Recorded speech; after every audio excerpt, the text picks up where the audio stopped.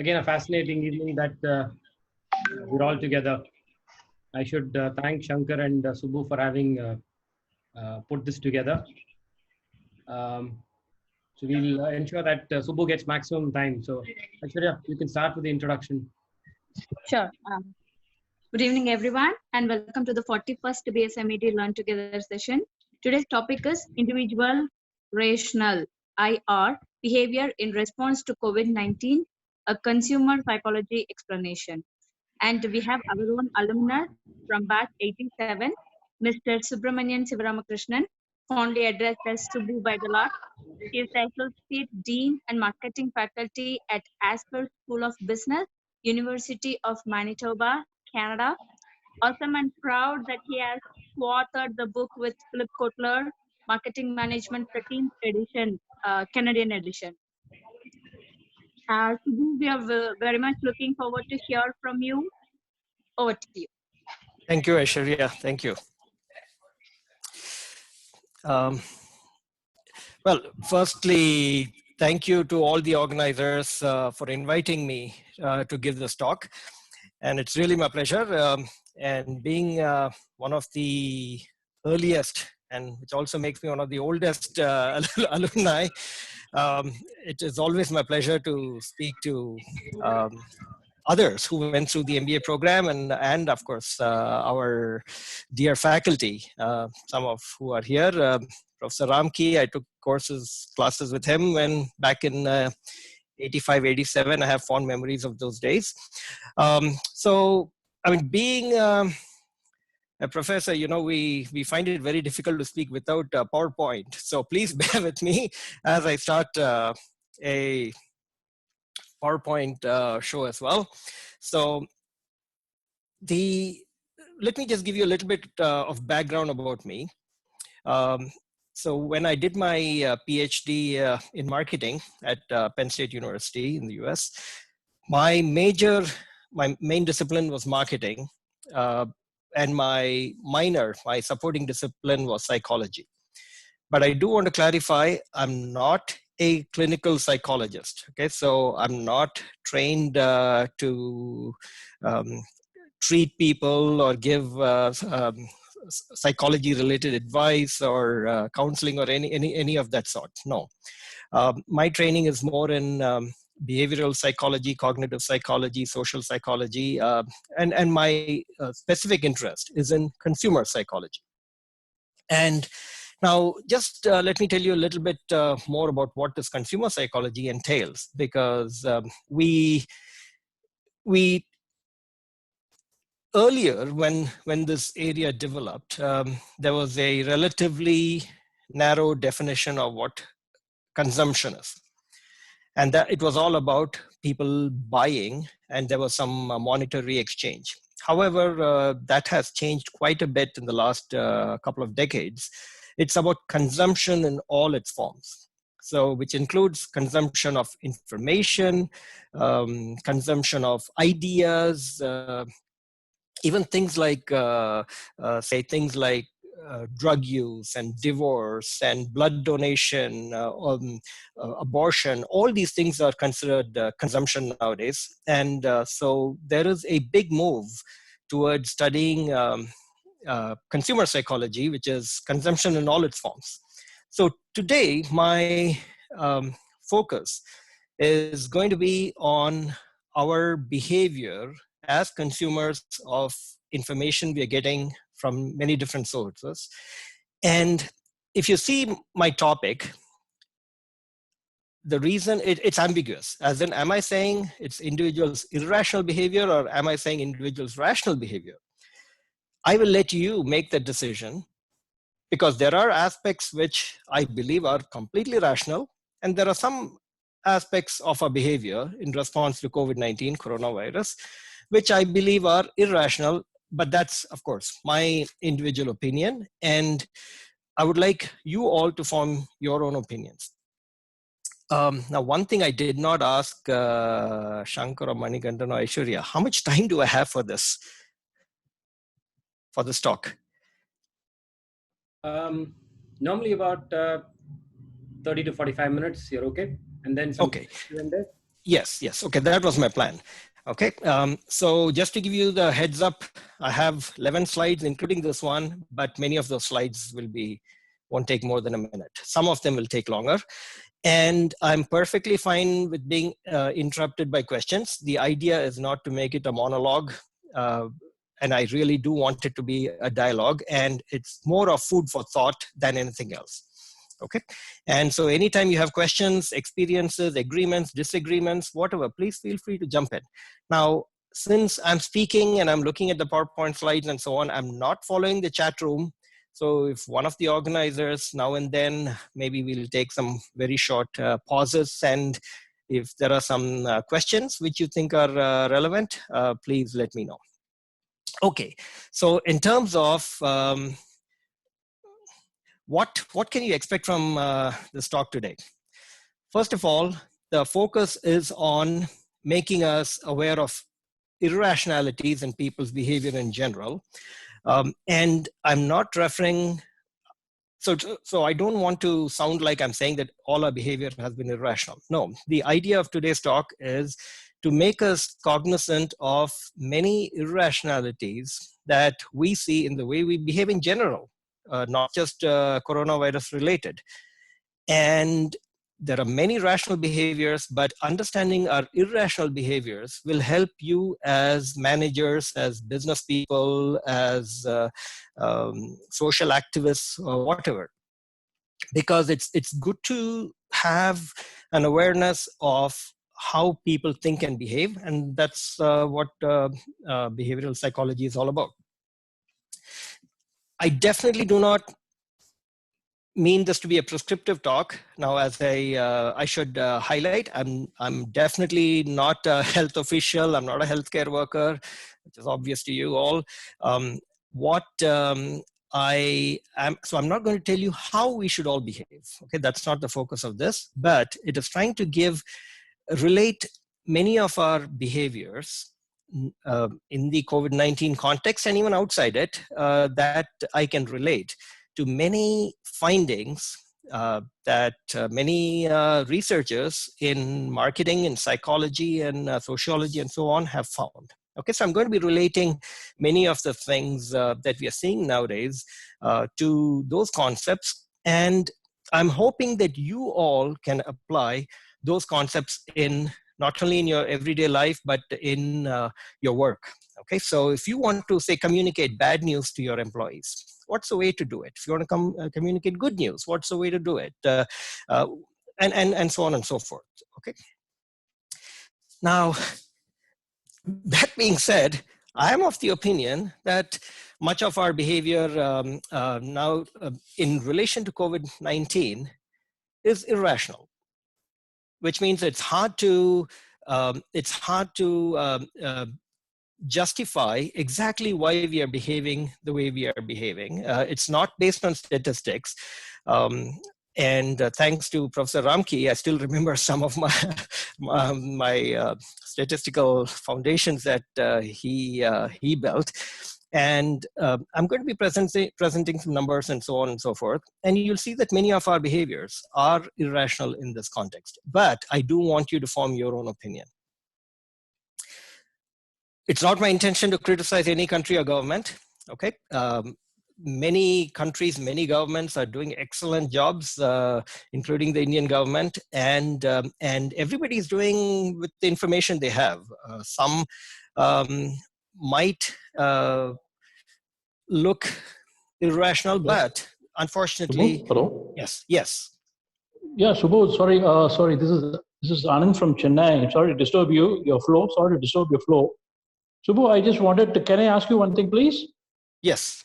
I just wanted to be clear on what is the rational responses and what do you mean by irrational responses towards COVID-19? I don't know what is the. Yeah. I'm going to. I don't get it. What is the rational responses and what is the irrational responses towards COVID-19? Yes. Yeah. So Anand, good question. If you just bear with me for a few supplementary minutes. Subbu. Yes. Supplementary Subbu. Yes. Sorry. I would put a brick on the whole thing. There is nothing like irrational or rational. It's only from the The person who is doing it is perfectly rational for him. We haven't got into his head the second order thinking of that why he is doing that. So it looks to irrational for a lot of others, but it is perfectly rational for him. How do you take that? Absolutely. So, I mean, everybody has to do what makes sense to them. But what I mean by irrationality here is if you'll bear with me for a few minutes, I'm just going to present some numbers and we can see how we are taking this situation way more seriously than we have taken many other situations which are actually much more serious. Okay, that's where I think the irrationality comes in. And so if you just wait for a little bit, I'll come to that. Now, as I said, I'm not criticizing any country, government, people. I'm not doing that. And I definitely do not want anybody to relax your current health safety behavior based on this talk. Okay, that's definitely not my intention. And again, I'm not a health official, and it would be very inappropriate for me to tell you how to behave. Okay, why are we afraid? Okay, and is this fear that we have, and is our behavior really rational? First of all, the problem is we are dealing with an unknown. Okay, so there are many unknowns with this current pandemic that we are seeing. It is unlike anything else before. And although the world has seen many pandemics, this one has many idiosyncrasies to it, many strange aspects, which even doctors don't completely understand. Okay, so there is a lot of fear of not knowing what's around us.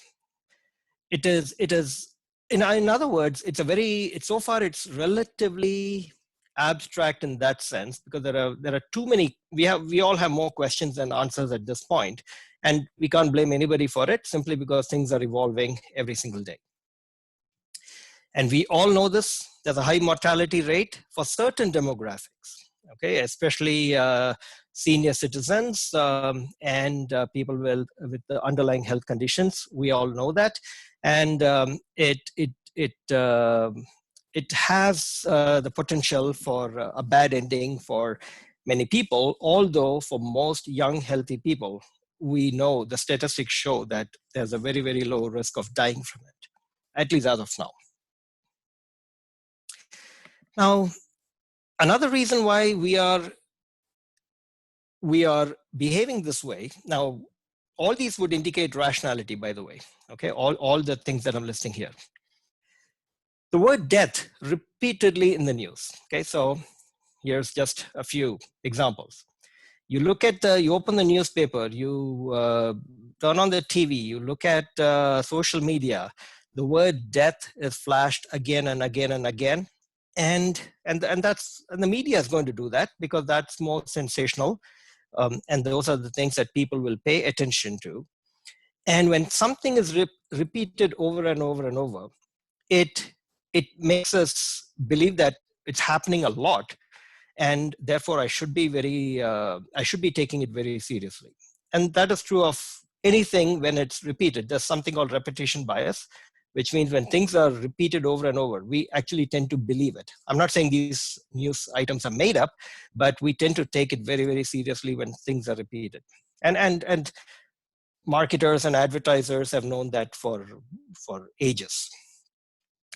Graphs are scary, okay?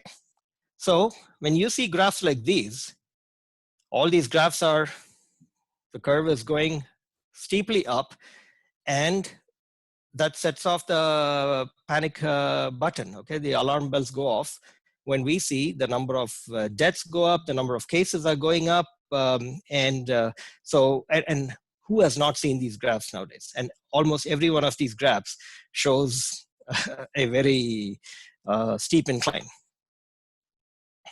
And now I will talk about the role of the media later, about how they have in a very biased way presented one side of the picture without quite presenting the other sides of the picture. And then we all want to be a good citizen, so that when the government tells us stay home, wear your mask, you wash your hands, practice social distancing, we all want to be good citizens. Okay, and of course, people like us, we keep reminding ourselves that we are educated people. If we don't behave in a sensible, rational way, I mean, how can we expect the not so educated people to behave that way? Okay, so this is also a time when we want to feel that we are doing what we should be doing, because that's what our socioeconomic class or education or whatever we want to call it would expect out of us. And of course, there's people are also taking this opportunity to one-up their countries by saying, well, our country is doing a better job than that country and so on, which I don't think this is the time we all should be doing it, because the whole world is affected by this. Okay, just going a little bit more into why this fear. Well, I don't know how many of you have come across this Maslow's hierarchy of needs. This is a very, very old model presented by Abraham Maslow. So he talked about a pyramid, and he talked about how there are different levels of needs that human beings have. And the reason it's a form of a pyramid is the lower needs are considered more basic, and we have a very high need to satisfy them compared to needs which are on the top of the pyramid. So physiological needs are body-related needs, okay? The food, clothing, shelter, not experiencing pain. And these are all physiological needs which we have a very, very high need to satisfy. And those are often the needs we satisfy to a large extent. If you just look at your own spending, you will see that a big chunk of our spending is on physiological needs. And then the next level is the safety needs, which is we want to feel safe. Okay, and when it's physical safety, financial safety, social safety, and what's happened with this coronavirus, it's hitting both. Okay, so it's threatening our physiological need because, well, we could potentially die. And it's threatening our safety need because it's a threat. Okay. Now, of course, that's also hurting our social belonging needs, because now we are not able to socialize, we are not able to meet friends, we are not able to attend parties, weddings, all the social things we are unable to do. Can you imagine if all this had happened when the internet and social media world did not exist?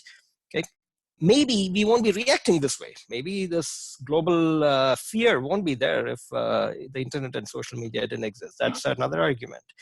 Okay, so I won't go into the esteem and self-actualization needs, but I just want you to be aware that since this is this current pandemic is hitting the two very basic needs, so we are indeed going to react quite strongly when those basic needs are threatened. Okay, now let's come to Anand and Professor Ramke's questions. Why do I think there's some irrationality to the way we are behaving? Now, again, I completely acknowledge that each person will do what seems rational to them. But I'm talking about rationality from a more statistical perspective here.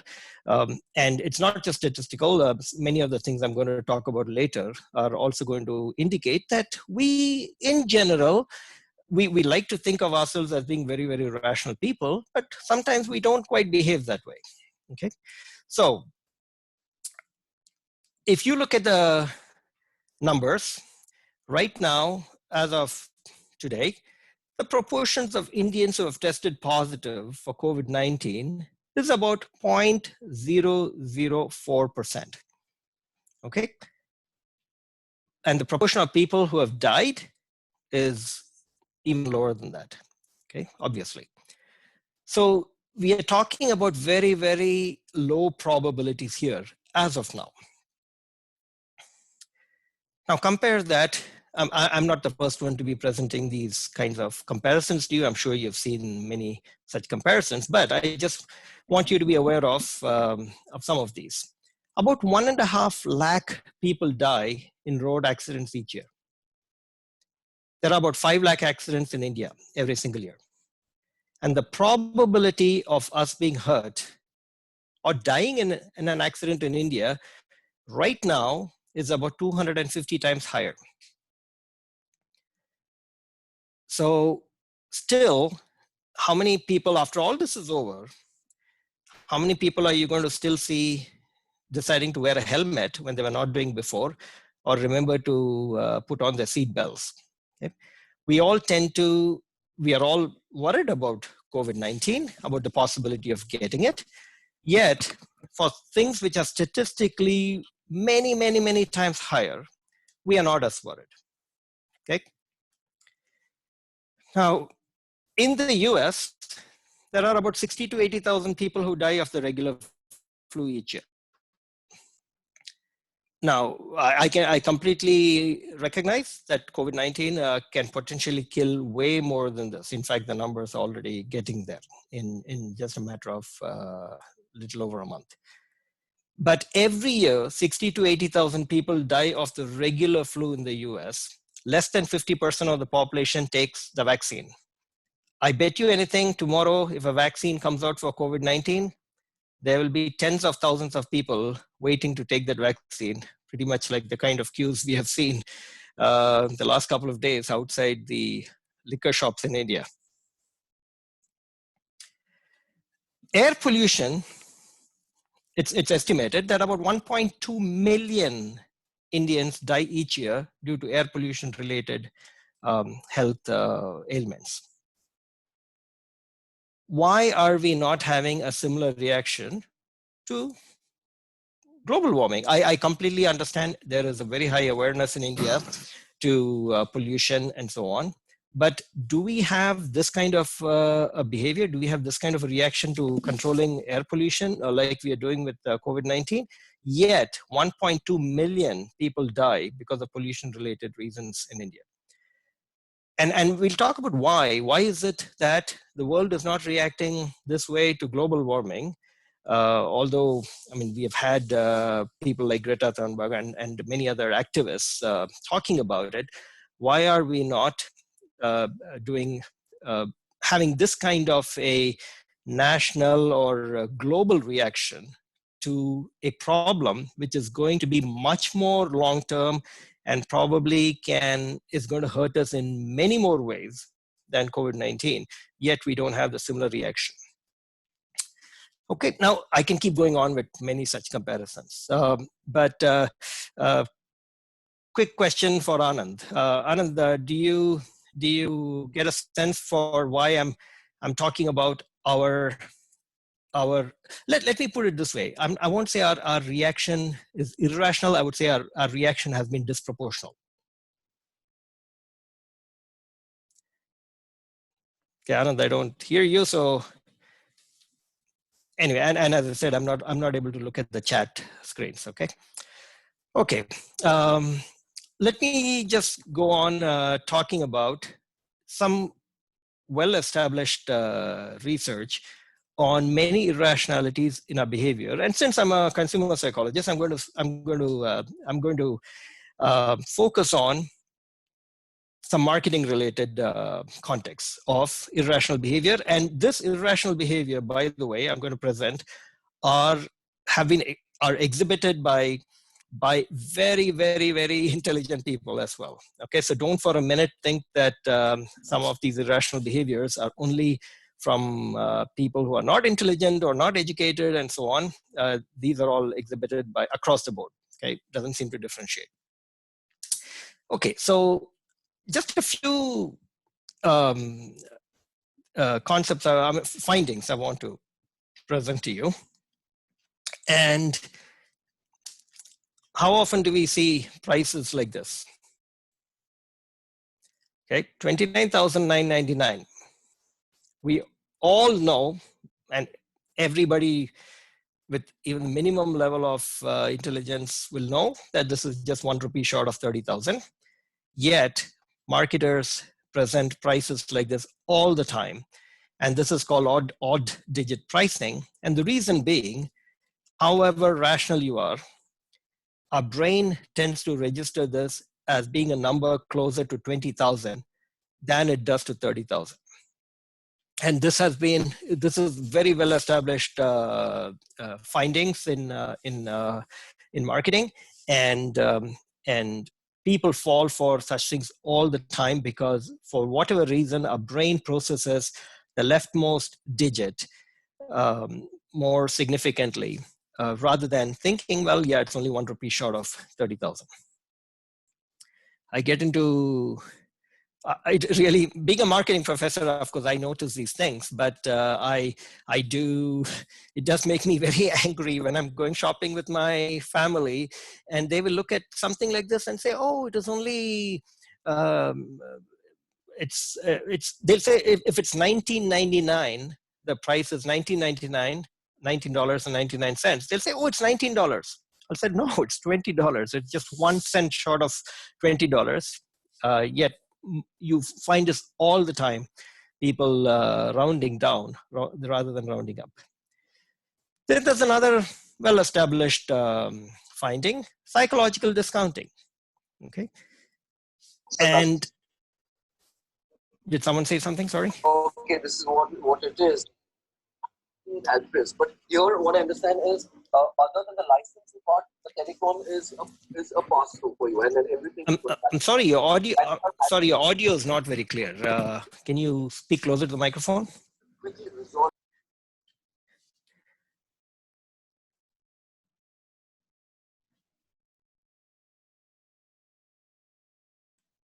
I don't know if you're speaking. I can't hear you. Okay, when your microphone is back up, please do jump into your question. Okay, so psychological discounting, something like this is done all the time.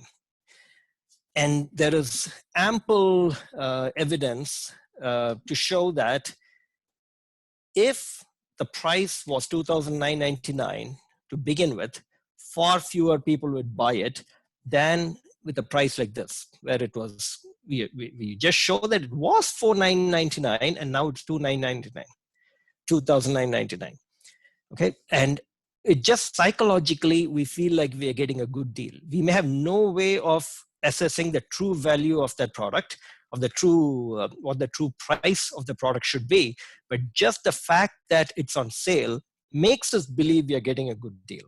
Okay, and people fall for these all the time, no matter how intelligent or educated we are.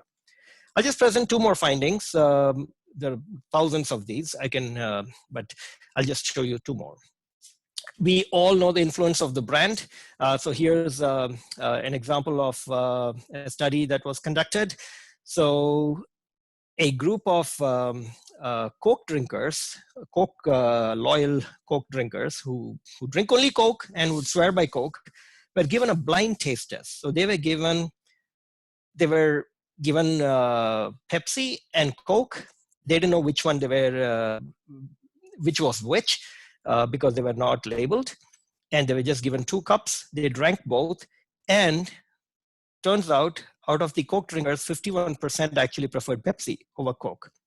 They didn't know it was Pepsi, of course. They just said, this one tastes better than this. And of course, the researchers knew it was Pepsi. Now they conducted the same study, but this time the people who were drinking knew what they were drinking. So they were told, okay, here's Pepsi, here's Coke, taste both and tell us which one you prefer.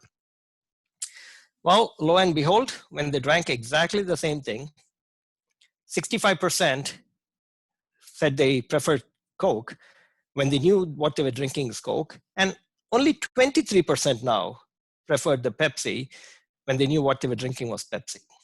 Okay, so if our assessment is purely based on the taste, we should find exactly the same results, whether or not you know what the brand is.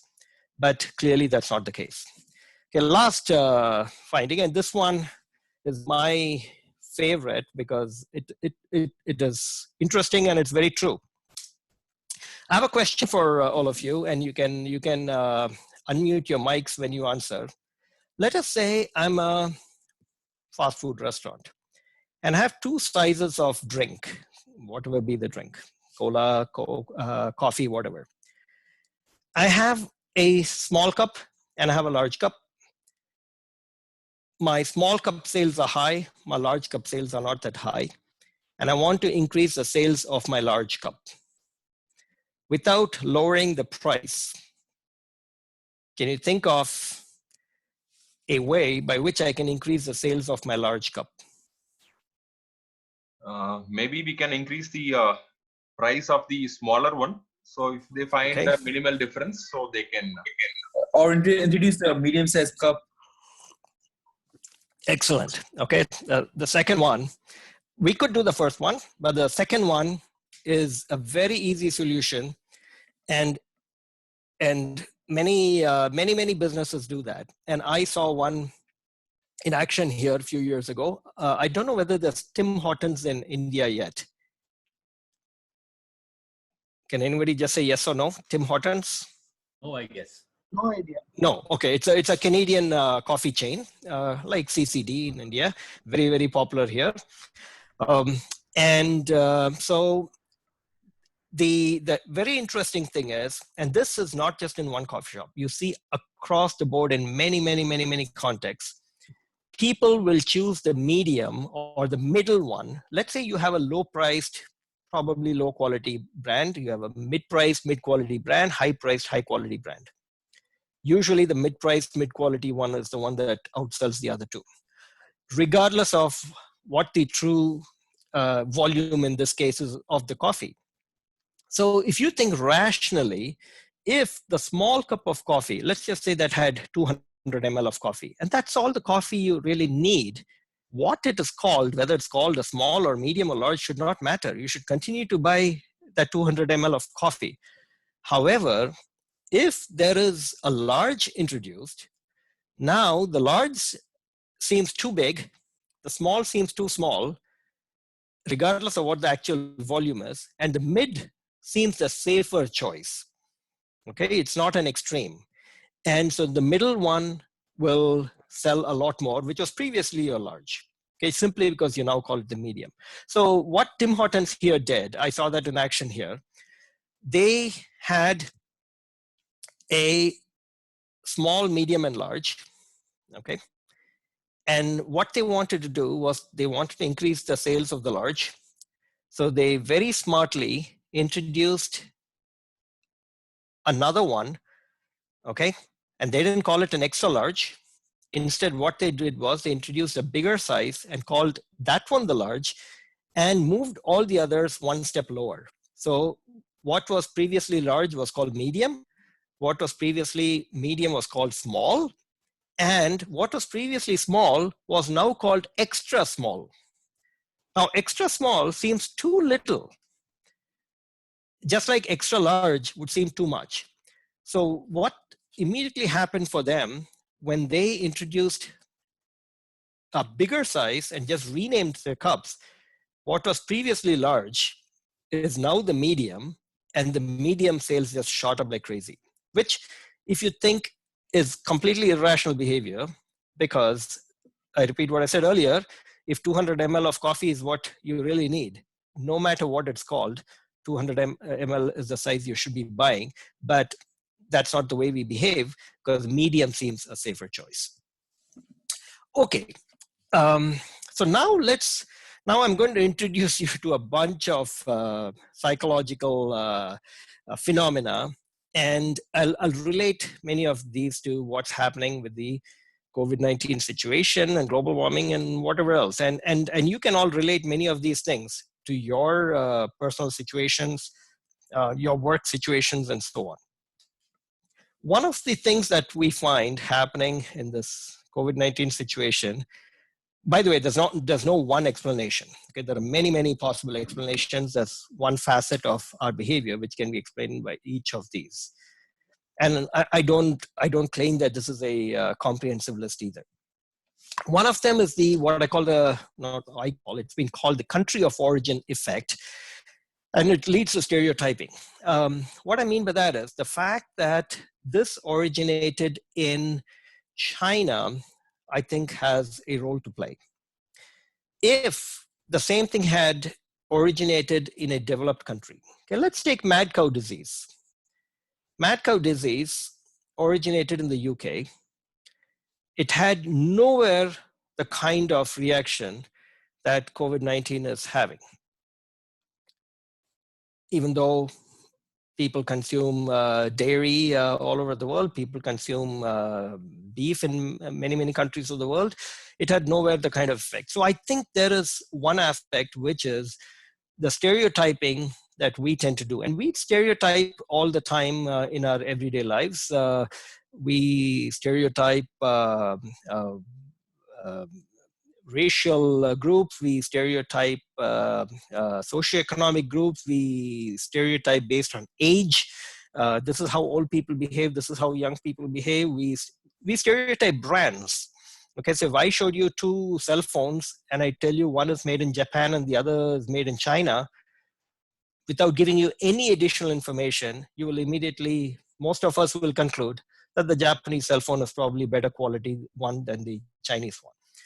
So there's a stereotyping that's going on, and to the extent that you may have heard that in many countries, people have avoided eating Chinese food. In countries where restaurants are open, people are avoiding Chinese restaurants. People are avoiding their Chinese friends, even though they have never been to China probably in the last 10 years. There is this concept of psychological distance. And what this means is, how close or far does something seem mentally to us? And this could also explain why we are having a very exaggerated, now when I say exaggerated, I don't want you to think it is, I'm condemning this behavior, not at all. I'm just saying it's a very, very significant behavior that we are seeing in response to COVID-19.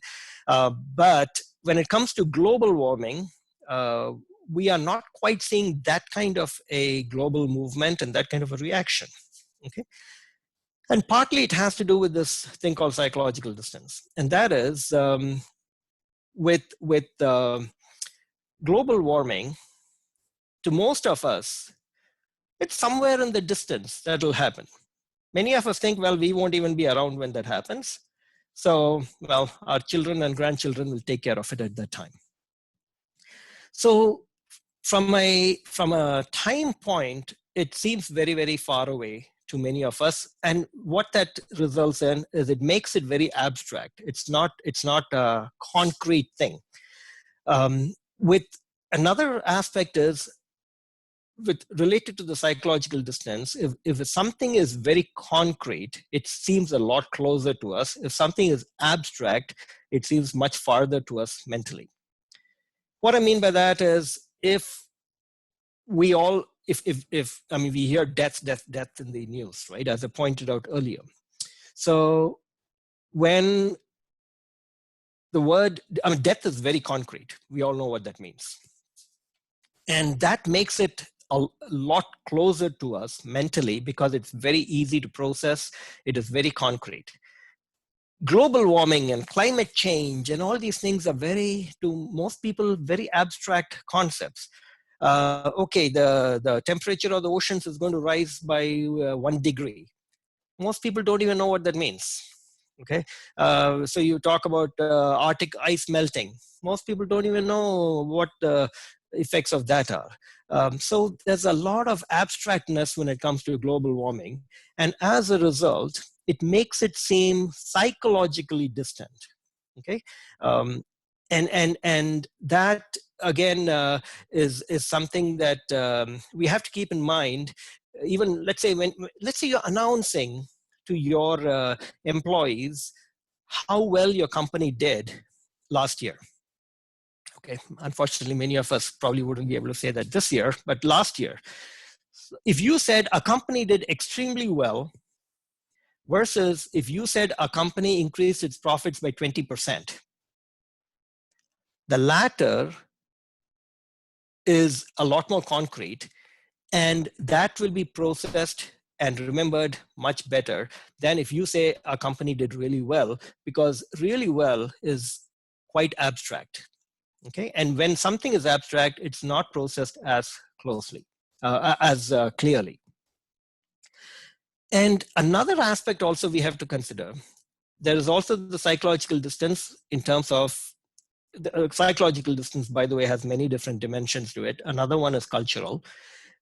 So for instance, I did a research study here where we told people that, and we actually did this much before this coronavirus started, we told people that a disease has originated in the UK, or people were told that a disease has originated in Spain. Okay, now to Canadians, UK, the British, are culturally closer. The Spaniards are culturally more distant. UK and Spain geographically are almost the same distance from Canada.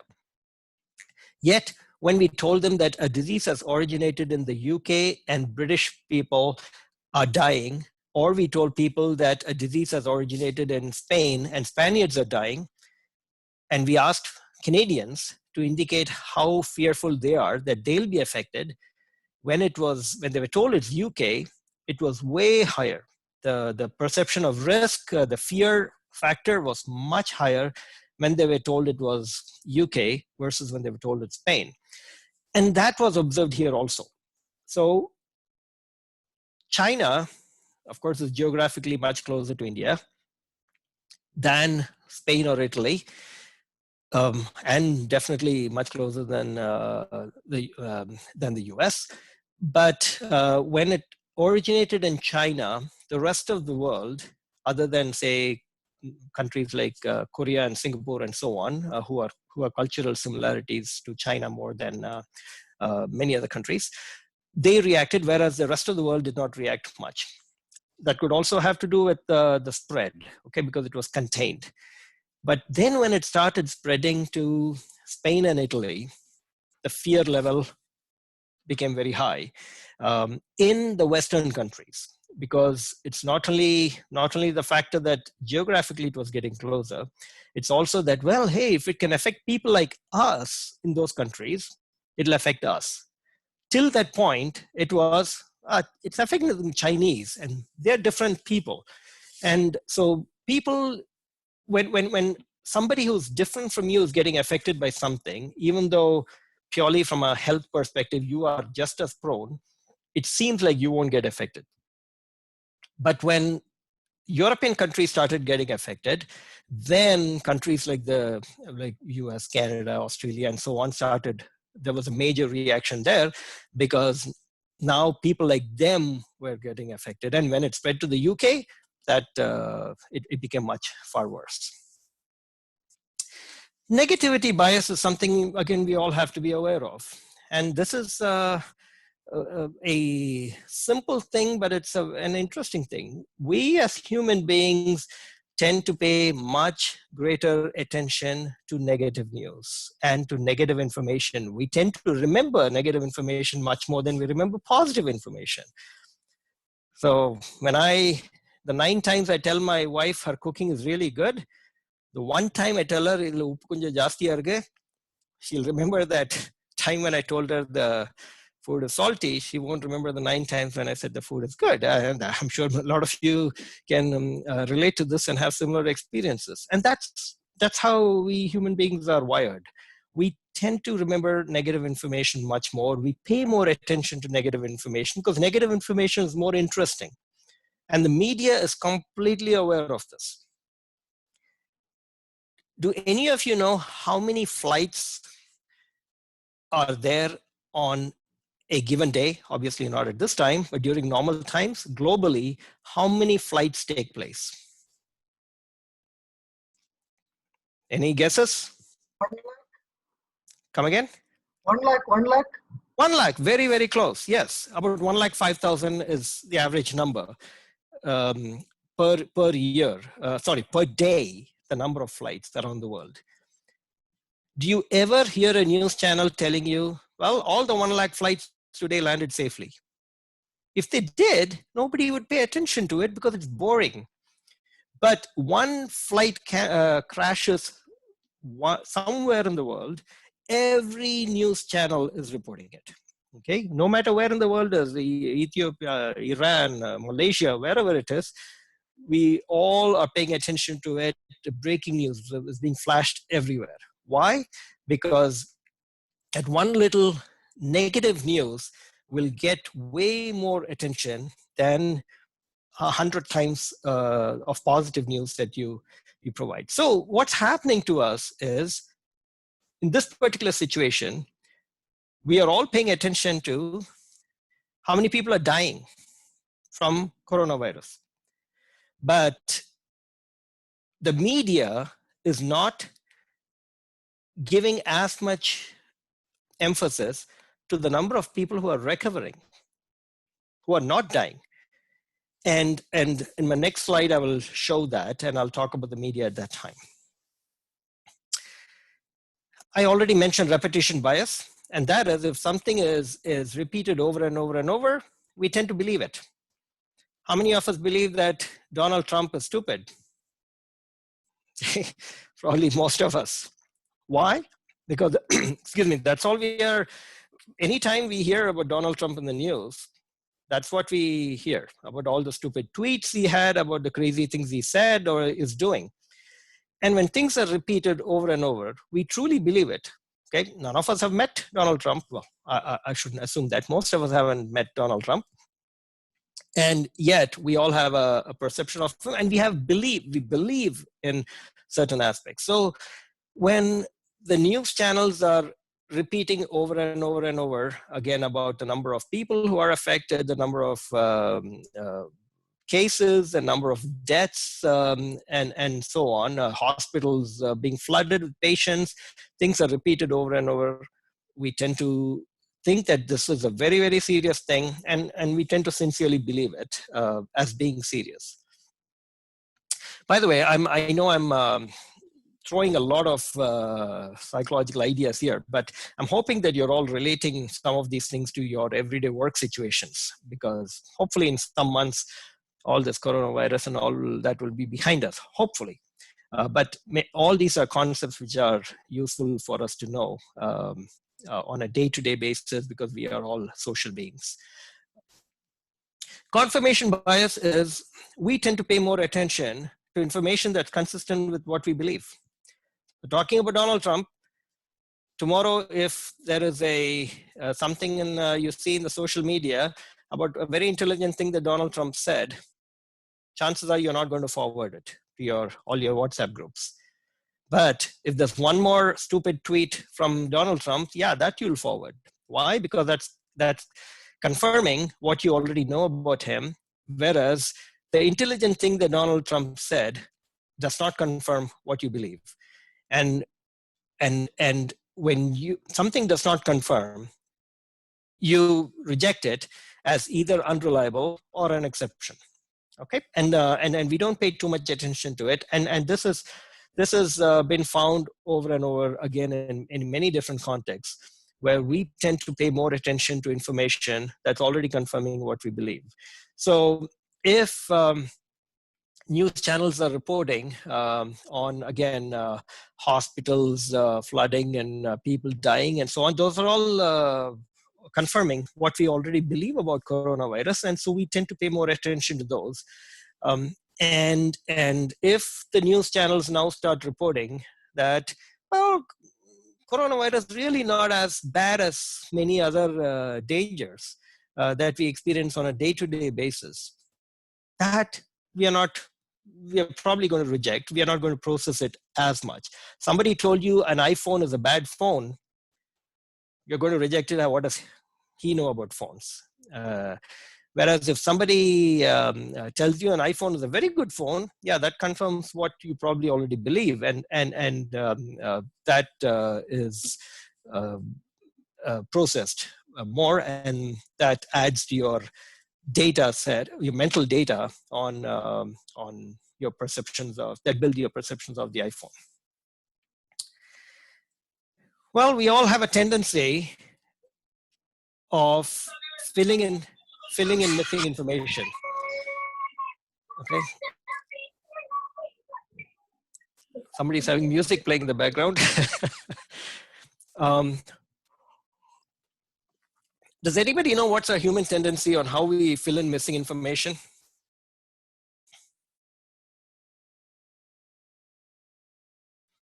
Any guesses? We assume the worst. Exactly. Very, very true. Okay. we tend to, if any information is missing, that's again a bias in us. We tend to fill in with with negative information, usually not with positive information. Okay, and just to give you a marketing context example of this, let's say you go to a shop and you're looking at 2 laptops. All the information, attribute information is presented. One says warranty 3 years. Okay, the other one doesn't make any mention of warranty. Well, we instead of assuming that maybe that also has a warranty, just that the store didn't list it, we tend to, a normal tendency is to fill in with missing information. Oh, it doesn't have a warranty, and therefore if it doesn't have a warranty, it's probably a poor quality laptop. We tend to form many assessments. Now, what's happening in this particular situation of COVID-19 is there's a lot of information that's missing, as in we don't know. And so when we don't know about what's going to happen, we tend to assume the worst, exactly like was mentioned. And that's again a bias in all of us, that we don't necessarily think positively in those cases. We tend to think negatively. And I would say the media is partly to blame in this as well, because the media has been highlighting the negative things without quite highlighting the positive things, as in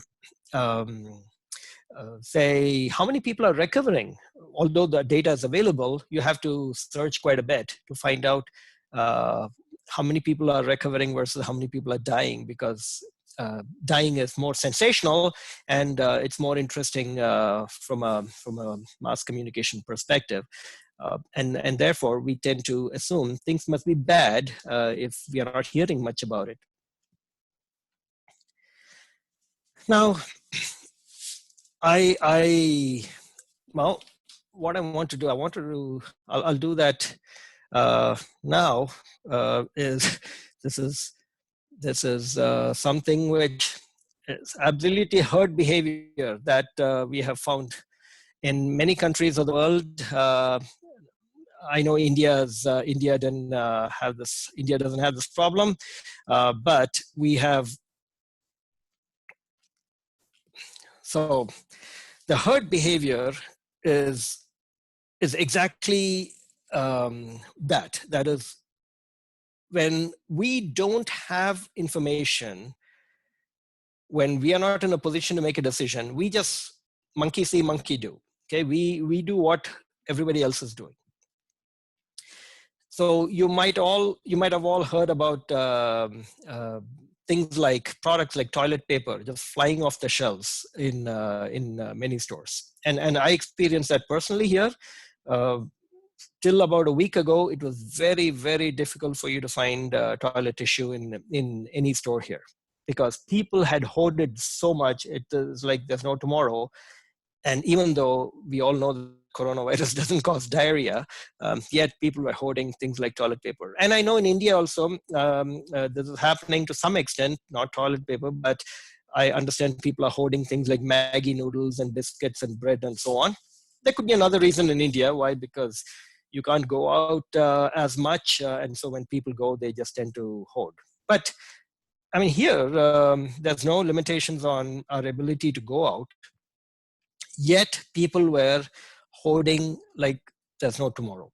My wife was in a grocery store. This is back in March. My wife was in a grocery store, and there was a man in front of her who had bought 72 packets of noodles just for himself. Okay. And I mean, you have seen things like Discovery Channel and Animal Planet, where you have seen, all the fish are swimming, and suddenly the entire school of fish makes a 90-degree or 180-degree turn and swims the other way. Why? Because one or a few of them saw a predator, and the fish at the back is not going to check, is there really a predator? No. Everybody makes a turn, they also make the turn. So let's say you're in a shopping mall and you see everybody suddenly running out of the mall heading towards the exit. Are you going to wait and check what the danger is? Most of us would not, because we see everybody running out. We think there is a good reason why they're doing it, and therefore we'll also do it. And that has been observed here. Again, it's to a large extent, it's irrational behavior, because we tend to say, well, we are human beings, we are intelligent, we are not like animals. But there are many situations where we do behave like animals. Okay, so again, if you see Discovery Channel, you see all the deer or zebras all of a sudden running together. Why? Because there's a lion coming behind, and most of those gazelles or deer or zebra have not seen the lion, but they're all going to just follow everybody else. Hey, Subbu, just yeah, Pat. I'm just to add to your herd behavior on toilet paper. Mm-hmm. This actually, picked my brain, which is when I go to Costco, and toilet papers are not there anywhere. Okay, and Costco, it just stacks toilet papers like nobody's business, and people are just grabbing like anything. And guess what? This is what I observed. I'm not trying to stereotype or typecast here, sorry. It's the Indians who grabbed more than what they needed, despite the fact that we have been not wiping our back, but we have been washing our back. This was a very irrational behavior that I saw. Anyway, I don't want to. Now, I didn't mention, Krishna, that person who bought 72 packets of noodles was actually an Indian that my wife saw. But now I mean, it's quite possible that immigrants are engaging in this kind of behavior more than others, but there's also another psychological explanation to this, and that's called selective attention, which means we tend to pay attention to information selectively. It's just like, let's say you are planning to buy let's say you're planning to buy a Toyota Camry. Okay, you're thinking of buying a Toyota Camry. You'll immediately start noticing way more Toyota Camrys on the road. The number of Toyota Camrys on the road was exactly the same as before, except that you're noticing them a lot more now. And you tend to think, well, a lot of Toyota Camrys out there than before, but that's not what's happening. So it's possible that people like you and I are noticing when Indians engage in this behavior. We may not be noticing as much when, let's say, a white person does the same thing. But I mean, it's very well possible that Indians and immigrants are doing this hoarding more than others. Self-positivity bias is something that we should all be aware of, and especially if any of us have teenage children, this is something we should be cognizant of. Now, let me just ask a question on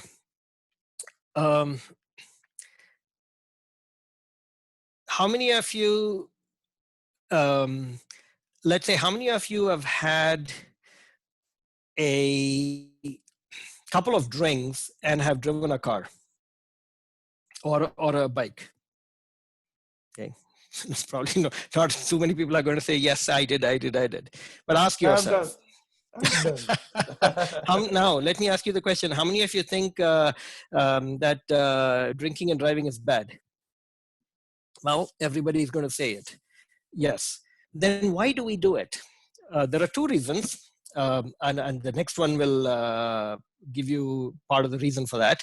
But there's a self-positivity bias that we all tend to have. And that is, we generally think that bad things happen more to other people than they happen to us.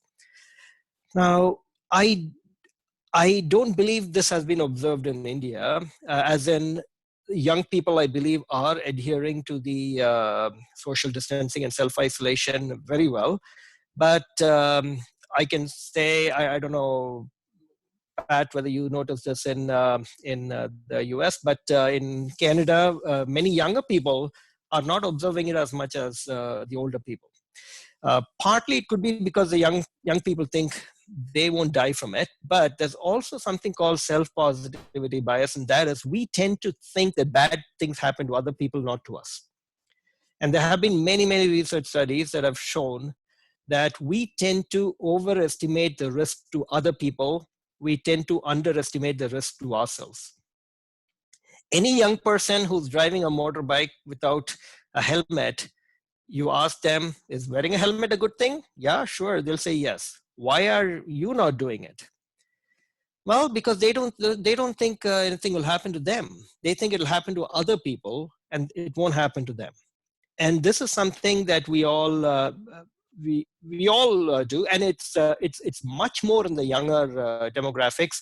Among younger people, the self-positivity bias is actually way higher, which is why they tend to engage in many risky behaviors, whatever it is. All the risky behaviors that you can think of, that tends to be found a lot more in younger people because they don't think bad things will happen to them. Okay, now coming up with the drinking and driving, you had 2 drinks, your friend had 2 drinks, okay? Which would make you feel safer if your friend was driving the car or if you were driving the car? Let's say both of you have equal driving abilities. Any answers? Answers are almost obvious. Both are.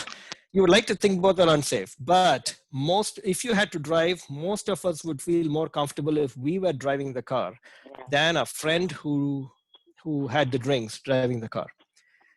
And the reason for that is there's a perception of control. When we are driving the car, we think we are in control. When a friend is driving, we are not in any control. I mean, I'm sure you all know this. The probability of us dying in a road accident is many, many, many, many times higher than us dying in an air crash. Yet, when we sit on a flight, every one of us has at least a fleeting thought that, oh, what if this is my last flight? What if the plane crashes? The reason for that is we know that we have absolutely no control over the flight. We are not the pilots.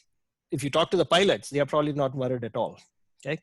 Whereas we as passengers, we have zero control when we are sitting on a flight and in a flight, and we have no control over the situation. And so our fear is much greater than when we are riding a motorbike without our helmet on, because we feel that we are in control. Now, in this particular situation, this COVID-19 situation, what's happening is there are few things that we are able to control, but to a large extent, it is out of our control. Okay, so if a person with who's carrying the virus comes and coughs on us, I mean, that's something we cannot control, but we can control things like our own behaviors of keeping our distance and so on. So some of those things are being observed here, that we are able to control these things. But when you take about something like global warming, the reason why we have less of a fear about global warming is we still seem to think that it is within our control. And I mean, there are people out there who think it's a lost cause. Okay, that it's way beyond our control now. But there are still many, many people there are many people who believe that it's still within our control, that if we cut down our consumption, we cut down our pollution, our driving, businesses are polluting less, it can still be controlled. And that's also part of the factor why we are not taking global warming as seriously, but we are taking this situation a lot more seriously. Okay, I don't want to bore you with too many of these things. So there's just one, and then there's one more on the next slide. Okay, there's something called the common enemy effect, which again can explain many of our behaviors, and especially COVID-19 versus global warming. So at this time, many countries are coming together. Okay, we are seeing a lot of unity within countries. So we also have to keep in mind there are many positives that are coming out of this COVID-19 situation. One of them is that countries are feeling a great sense of unity. In India, if there is a terrorist attack from Pakistan, immediately the whole country comes together. Okay? We feel extremely united. India is playing Pakistan in a cricket match. Yeah, there's a great sense of unity. Now, in this particular situation, there is a common enemy, and that is the virus, which is why you are seeing many messages like, we'll defeat the virus. Together we can do it. In something like global warming, who is the enemy? Okay, so what is happening is, it is very unclear who the enemy really is when we are talking about climate change and global warming. And to a large extent, the enemy is ourselves. Okay, so we are the people who are causing global warming. So we are the bad people. And as a result, what's happening is, it's difficult to get a unified unified thinking and a unified behavior when there is no common enemy that we can all point to. Which is, again, partly the reason why global warming has not got this kind of a reaction from us, among many other explanations I gave. Whereas with this virus, we all feel, yeah, that is a virus which we can all, to some extent, control, and we can all together defeat it. And you hear this kind of messaging. I even saw a video from Amitabh Bachchan, which I'm sure many of you have seen, about how we will defeat the virus. Okay, lastly, I just want to point out why I think the role of the media and the social media has been largely responsible for this, what I consider many disproportional behaviors, because they're not quite rational based on the statistics we see. We should all be way more, we should have much stronger reactions to things like accidents, road accidents, suicides, and things like global warming, of course, and so on and so forth. Okay, and but we don't. For instance, I don't know whether you all know this, there are way more deaths due to suicide in India than due to terrorist attacks. Okay. Way more deaths due to cardio diseases and diabetes in India compared to terrorist attacks than to enemy countries attacking us. Yet, India spends about double the money on defense compared to the money we spend on health, and even less on psychological health. Okay, there's very little attention still given to mental health of people, and the suicide rates have been going up in India drastically. Again, not a criticism per se, although I do question the liquor stores opening when many other things are not open yet. But we have to question the rationality of some of these decisions, because when we have a common enemy to point to, terrorism and Pakistan and so on, it's easier to justify and spend money on it. When we say the common enemy is diabetes or heart disease or mental health, lack of health, those are very abstract things, and so it doesn't make for it's a little harder to convince people, and it doesn't make for exciting news. Okay. So coming back to why I think the media and social media have been very biased is we hear about all these negative things, how many people have died and what the mortality rate is and fatality rate and so on. So we have focused on the planes that are crashing. We have not been focused so much on all the planes that landed safely. Okay, again, by no means am I saying that coronavirus is not dangerous, and by no means am I saying that we should not be following what we are doing.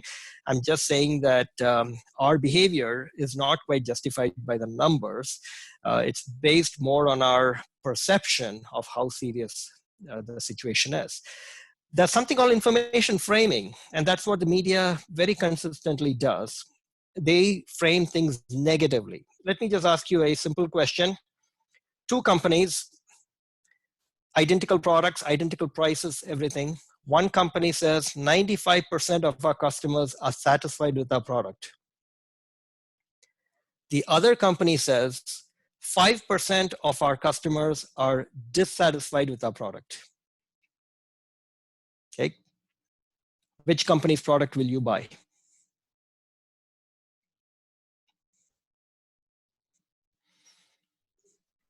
I repeat, first company says 95% of our customers are satisfied with our products. And the other company says 5% of our customers are dissatisfied with our products. Keep in mind, sorry, 95%. They will go with 95% of the people who are satisfied. Yeah, even though both have said exactly the same thing, they have just framed it differently.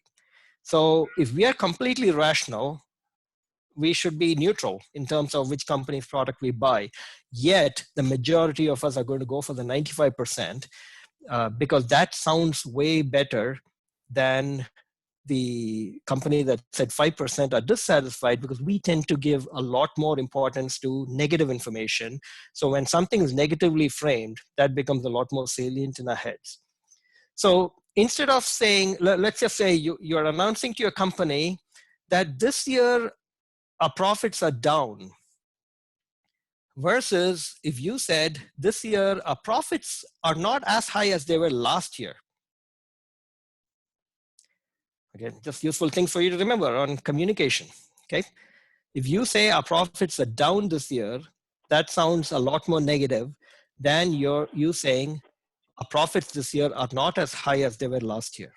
You've said the same thing, you've just framed it differently.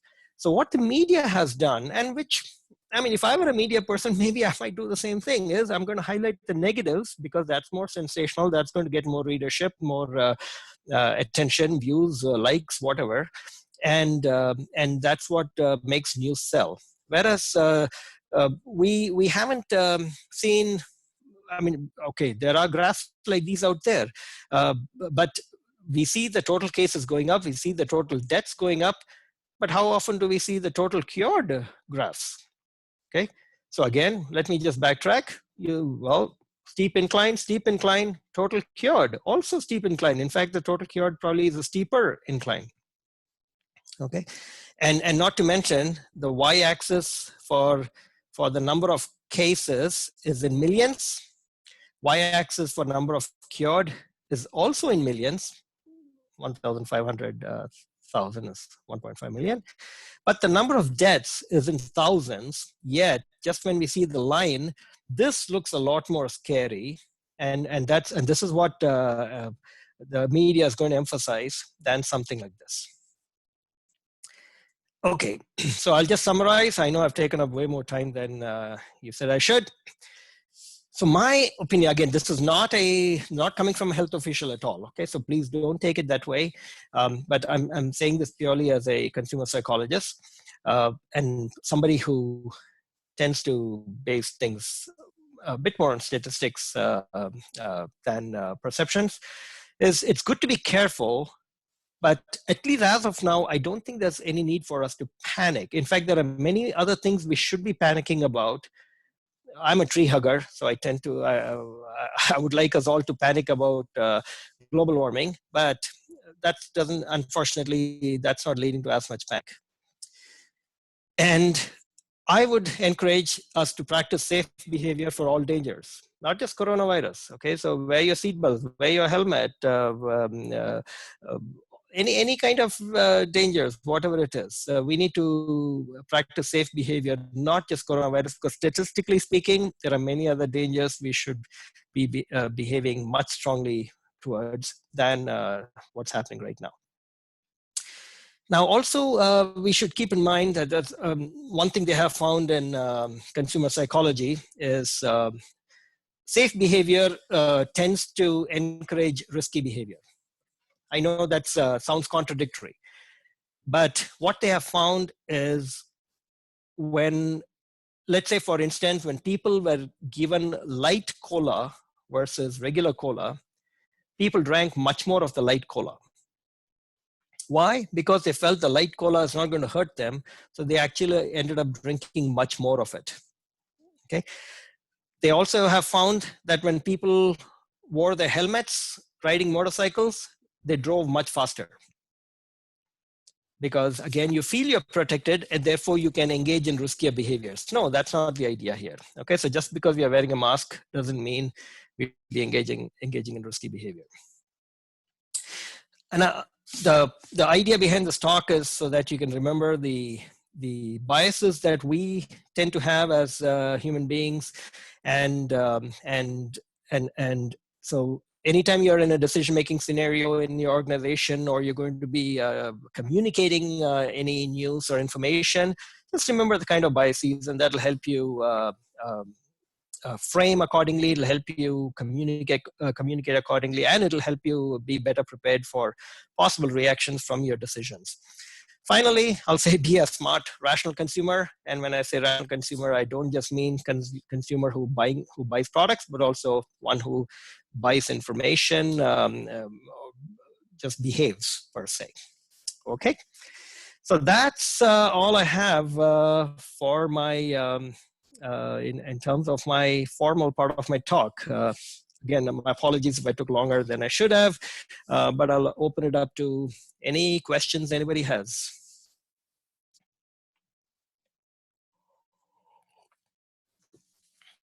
Hey, this Pat. Pat, yeah. Yes. Hey. Subbu, thanks a lot for taking time off and explaining it very cogently and putting out the how do you say, the best of the psychological aspects that we go through in our daily life, and attaching that to the existing situation and how rational or irrational we are. I understand that. I have some thoughts. Yeah. Coupled with one or two questions. Okay. One is the situation between now and the previous situation, such as a SARS virus or a MERS virus or a COVID-1, is, we all know the fear of unknown. That's one. That's for clearly sure. One thing where this COVID is about 30 strains are there. 30 forms of mutations are there. So it's not going away anywhere soon. That's a question. Okay, that's number one. Okay. And this poses this has posed an imminent danger compared to a MERS or a SARS or anything. Because I did some analysis on the other viruses, influenzas, people dying here in the US, and I'm kind of doing some modeling here on the side. Okay, so that is one of the things that I see. And the other thing is, I call it the information asymmetry. What I mean by saying that is 15, 20 years back, the situation when MERS was there, you didn't have this kind of a social media deluge of information. True. Today, we have that information. Yes. More so, it's a misinformation. 90% of them are doctored. and people like me and you, everybody get fooled. We fall a prey to that. And imagine the people who are not that educated, but who are looking at it and immediately forwarding that, right? I mean, yes, absolutely. The effect is not 1x; it is 100x actually. Okay. Yes. 100x, Yes. Yes. Okay? Media is 1x, and this is 100x. Okay. Yeah.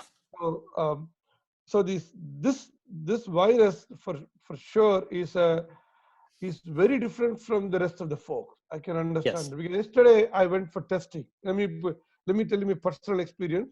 Last 4 days back, I had a sore throat. Okay. And on a normal situation, I would let it go. Okay. Yeah. Yesterday I called Kaiser and said, do I need to take? And they said, why don't you? Because the situation is not that great, and why don't you take it? And yesterday I went for a COVID testing. I'm waiting for my results. Yeah. And this behavior, I don't know whether it's rational or irrational on my part, but then if it was rational or irrational, either way, there is a whole system around it that makes it rational or irrational, rather than one person. I mean, Yes. that's my question to you, and I wanted to know your thoughts on this. Well, thanks a lot for your initial compliments, Krishna. You're very generous with your compliments. As for your assessment of why this elevated level of fear or paranoia or reaction or whatever you want to call it, I completely agree with you. Social media has a huge role to play. Okay, we all know that SARS had a much higher mortality rate. If somebody got SARS, much greater chance they will die from it than if they get this COVID-19 virus. But back then, social media was hardly as developed as it is now. Okay, there was very little in terms of social media activity, and as such, there was the spreading of information, and especially negative information and fake information, was very limited. It was limited to TV and newspapers and a few people who were on Facebook and a few other social media, but there was very little. WhatsApp did not exist then. So, I mean, although I can't say that that is the reason, I would say it was a large part of the reason why SARS and H1N1 and Ebola and these things did not pick up as much as COVID-19 has. Now, as for is your reaction, your being able to go get tested, a rational behavior? Well, let me put it this way. I mean, like Professor Ramki said, each person has to do what makes sense to them, right? In general, again, just a psychological phenomenon. In general, we don't like to remain in a state of negative emotions. We don't like to be in a negative mood. And that includes the tension that, oh, what if I really have coronavirus? So we are going to look for ways to remove the negative feeling, okay? And so for instance, just a finding, they have actually found that people donate money much more to charity when they're feeling sad than when they're feeling happy. You would think that if somebody won a lottery, they would donate more. But actually, no, they've actually found that when people are sad, when in a negative state, they tend to donate more. Why? Part of the reason is we are looking to get out of the negative state of mind. Okay, and donating money makes us feel happy. We feel we helped somebody, and that to some extent alleviates our sadness. So in this particular case, yeah, why did you get tested? More for peace of mind, right? Now, regardless, and I hope it comes out negative. As one of the speakers some days ago rightly mentioned in this forum, that nowadays positive has become a negative term.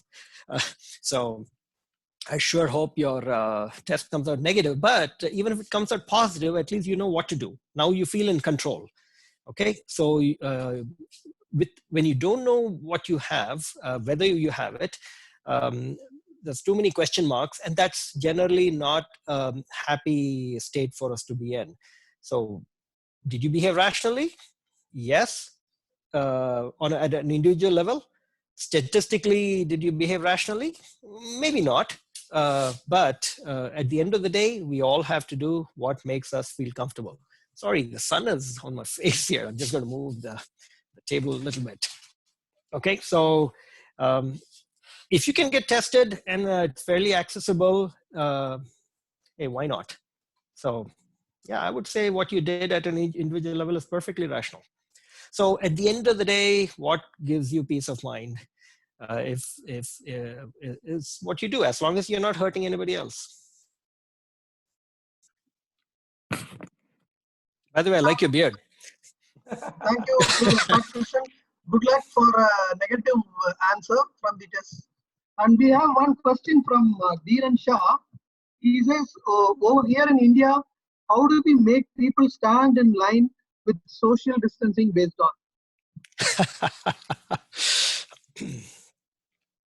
Let me just tell you, with each passing day, that's actually going to get more and more difficult.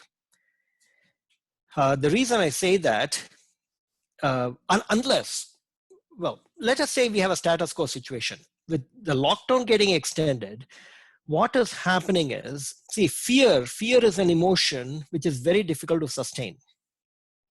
What I mean by that is, if you watched a horror movie which was an hour and a half long, yeah, you'll be scared enough and you might actually come out enjoying the movie. If the same movie is 3 hours long, you don't enjoy it as much. If the movie is 6 hours long, it's even less.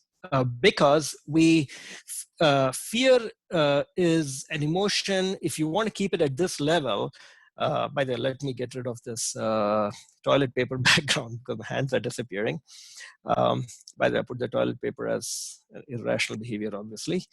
Okay, so if you want to maintain fear at this level, it is very, very difficult to do. And so what's going to happen is, as people's fear starts going down, and that will happen unless the number of cases and the number of deaths goes up. And India, I know, has increased its testing quite a bit. And we are also seeing an increase in the number of cases. Now, all of a sudden, we start seeing hundreds of thousands of people dying. The level of fear is going to get elevated. And that, in turn, is going to encourage people to socially distance themselves. But, of course, there's this huge challenge in India of very different levels of let me say, socio-economic classes, and our ability to communicate to certain groups and multiple languages and so on. I wish I had a very easy solution for that. I don't. Okay, so there are it is going to be, if it's difficult now, if India does an excellent job of controlling its number of cases as we are seeing so far, it's only going to get harder because the level of fear for every one of us is now going to start going down. And especially now with the gradual relaxation of restrictions, we all tend to take that as a signal that things are better and things are not as bad. And that's going to lower our fear even more.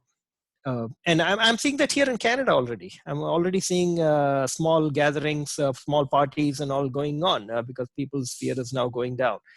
And you can't keep people scared for too long a time. Thanks, Subbu. We'll now have SM Shankar, our President Alumni. Yes, yes, Shankar. Sir, Shankar, sir.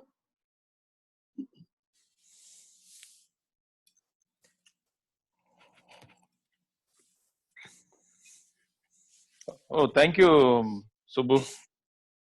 No problem, Shankar. Thank you. Wonderful presentation, and it's been a long-awaited presentation, and very good participation from the BSMEDians and Professor Ramki.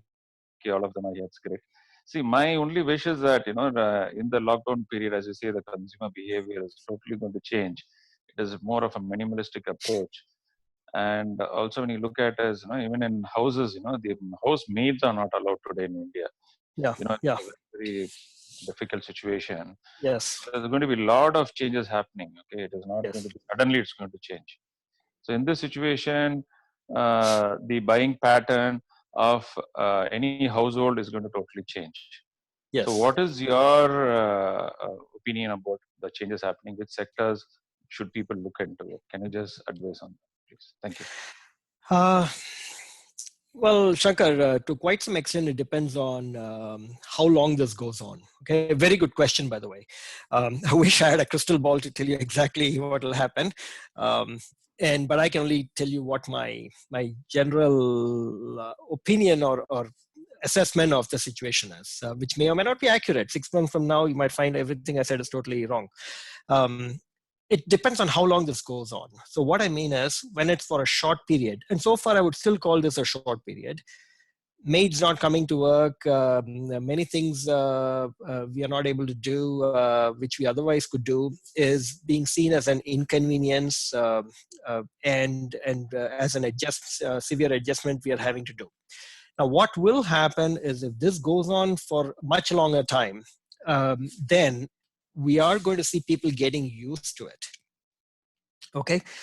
And companies, for instance, let me just give you an example of many organizations now are realizing, why are we spending so much money on infrastructure, on capital assets of large offices, office buildings, and so on, when many of our employees are able to work from home and get many things accomplished, and think of the cost savings. Okay, so I won't be surprised if many, unfortunately, let's say blue collar workers are replaced by people doing things on their own. Like here, for example, when I talk to my family in India, when they tell me about the maids not coming to work, we chuckle because here we have been cleaning our bathrooms from day one. Okay, we have been sweeping the floors. Unless you are stinking rich here, many people don't have these full-time maids. They do everything on their own, and so it's hardly an inconvenience here. The maid part, and so people will get used to doing these things themselves. Now, again, as I said, in the long term, many people might find, or at least some people might find that, well, I could do it. My maid, I really need to depend on this maid anymore when I'm able to do it. But in the short term, I think things will come back to normal. But however, with companies, it's a different situation.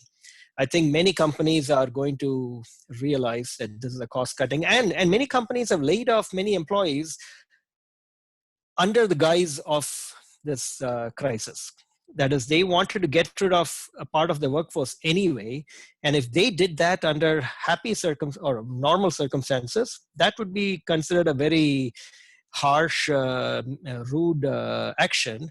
But now many companies are able to do that using this situation as an excuse. I won't be surprised if many of those people don't get hired back. Wonderful, thank you. I need to ask another important observation. Sure. How about your experience on authoring a book with a great marketing guru, Philip Kotler? It's been a long pending question, Subbu. And before that, I just want to close it. I would like to also thank you on behalf of the BSMED alumni. So you are also part of us, but people are doing a fantastic job. You know, they are doing. This is a 41st session, and every day it's been continuously being done.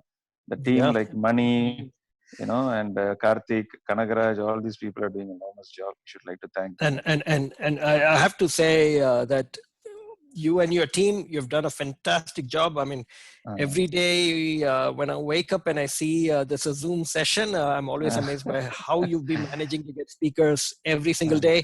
My apologies for not being able to participate for many of them, because it's still a work. It's right now working hours for me.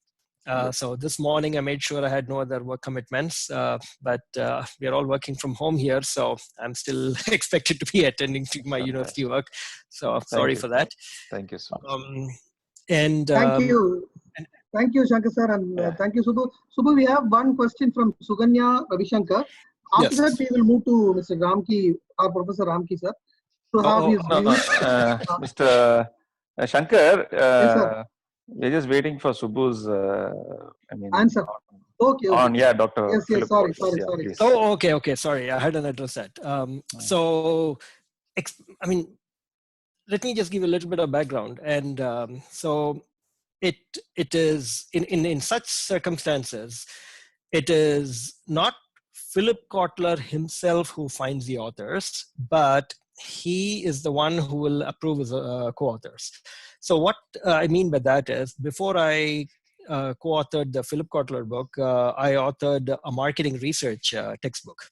Okay, and after I co-authored the marketing research textbook, and that became fairly popular here in Canada, I got a call from another publisher saying that, would you like to co-author with Philip Kotler? And first I thought it was, I didn't believe the call. I wanted to make sure it wasn't a dream. But they said that what they would have to do is, I would have to submit a couple of sample chapters, and he would look at them, and then he would say yes or no, whether, yeah, this person can be my co-author. Fortunately, by then I had some book authoring experience, and I submitted it, and he approved it. And so that way I was fortunate, and it's been a very, very pleasant experience journey since then, I have to say. But one thing I do have to say is co-authoring a textbook, and I didn't single author, it's a co-authored textbook. It's a tremendous amount of work, and I have extreme appreciation for Philip Kotler after this, because the first many editions were single author. Back when I did my MBA, the marketing management textbook was only him. He was the only author. And that's still an encyclopedia of marketing to a large extent. And I don't know how he did it all by himself. And keep in mind, in those days, there was no internet, nothing. So all the information gathering, examples, I mean, everything he had to come up pretty much on his own. He probably had research assistants working for him, but still. So it's been a very nice journey, and I've had 2 editions of the marketing management textbook with Kotler. And I did get an invitation to write a next edition with him. And I, believe it or not, I had to say no, because it was just, at that time, back when I co-authored the textbook, I was not associate dean. So my admin responsibilities were close to zero. I had to only do teaching and research. But now, as associate dean, the administrative responsibilities take up a tremendous amount of my time, and I don't think I could do justice to the textbook if I accepted the co-authorship. So actually, the next edition, I don't know when it'll come out. It's not going to have me, but 2 editions of the textbook was good enough for me. Correct, great. That's nice. nice. It's like a feeling, like superstar kuda film paathuட்டு avaru kuda act pannundra feeling. Adhe ama adana enakku namba mudiyala when I actually got the call. But one of the proud moment for us is you are talking to addressing the Professor Ramki sir. Adhe oru periya vishayam illingla. Professor Ramki, I've mentioned him in my acknowledgements, and I, especially in my marketing research textbook, because a lot of the foundation was laid by him, especially when it comes to statistics and marketing research and so on. And he definitely taught all of us to think more than just memorize and regurgitate. Exactly. And I'm sure when he gets a chance to speak now, he's going to have something completely different to say. Always. Exactly, and then surprise all of us. We are just waiting for. I won't take your time. Thank you again, Subbu. Bye. Thank you, Shankar. Thank you, Subbu. The Thank question from Suganya Ravishankar is: what is your suggestion to the student community, since there are nowadays supposed to be tech enabled and digitally enhanced for example, online classes in Zoom and WebEx? How should they adapt themselves to this particular situation? Please, so you'll have to answer. What is the kind of way forward? So, unlike many universities and colleges in India, here, as far as I know, almost all universities are still functional. So we really missed only 2 days of class. So we suspended 2 days of class in March to get ready for this video conferencing format in which we're teaching. So we are teaching our students in real time using Zoom or WebEx. These are the platforms our university is using. In terms of student adaptation, well, I would say our students should be able to adapt much better than the professors, because my biggest challenge here was to train all our faculty in the School of Business to start using this new technology to teach. And well, you may not believe it, but we had several faculty who don't even know how to use their emails properly. Okay, and something like video conferencing and all was totally, I mean, not even a consideration for them. But in a matter of 2 to 3 days, we got everybody trained. And when 70 plus people who are 70 plus have used video conferencing, somebody who's 20 years old should be definitely able to use it. I know it's not a convenient platform initially, but we will get used to it. And I won't be surprised if going forward, many professors are incorporating video conferencing in their regular teaching. So give you for one instance, especially under this, with this email and cell phones, I rarely have students come to my office anymore, to my room anymore, to ask me any questions pertaining to the course. It's usually an email or a telephone call I get. More often than not, it's email. But under this face-to-face, face-to-face through virtually, in future, I can definitely see myself using something like Zoom to meet with my students. And that gives them more of a personal touch, makes communication easier, and it actually saves time, because going back and forth over email actually ends up spending much more time than a face-to-face talk.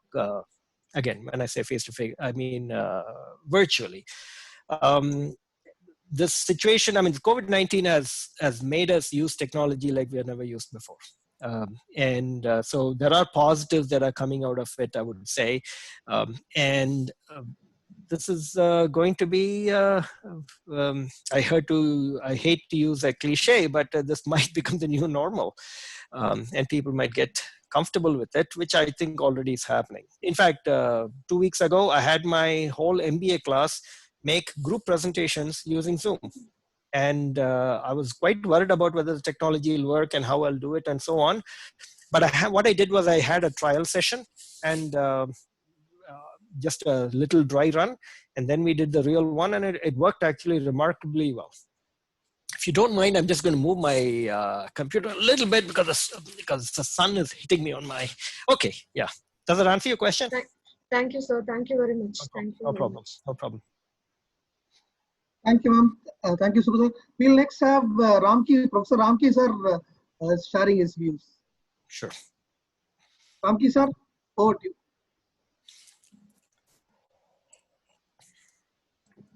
Sir, feel free to trash everything I said.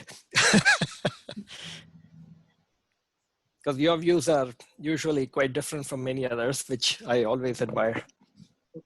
We don't see him online, so probably what yeah, we will... Okay. You're there, folks, yes, sir.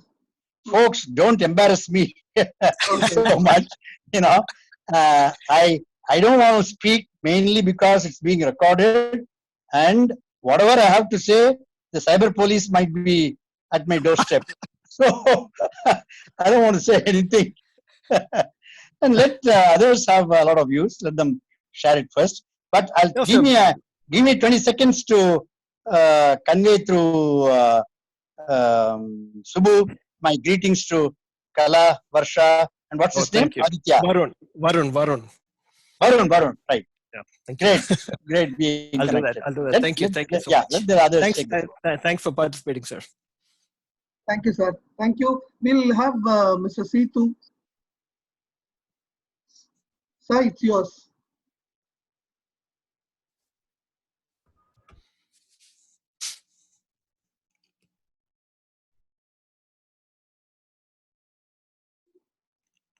Sir, you are unmuted. You can speak.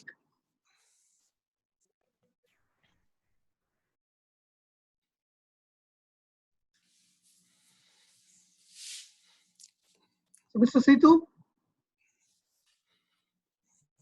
Yeah, sorry. Yeah. Can you hear me, Subbu? Yeah, I can. Okay. Thank you. So wonderful, Subbu. Fantastic presentation. Thank you. I felt it like attended a master class. So terrific. So great. Thank you very much for your kind comments.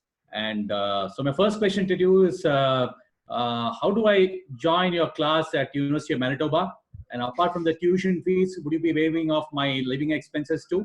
That's first one. Everything is free for you, Seethu. Come on over. Great. As Ramki sir said, you're on tape here, so I'll hold you to that. Okay.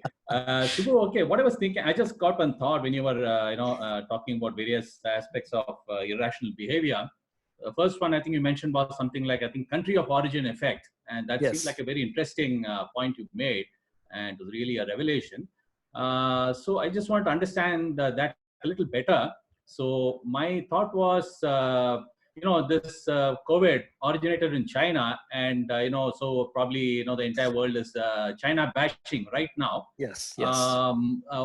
What if this COVID had originated in North Korea? Now, so would people, for example, the United States or the Donald specifically, would he bash North Korea the same way he's been doing China? So is there an additional factor that's working here?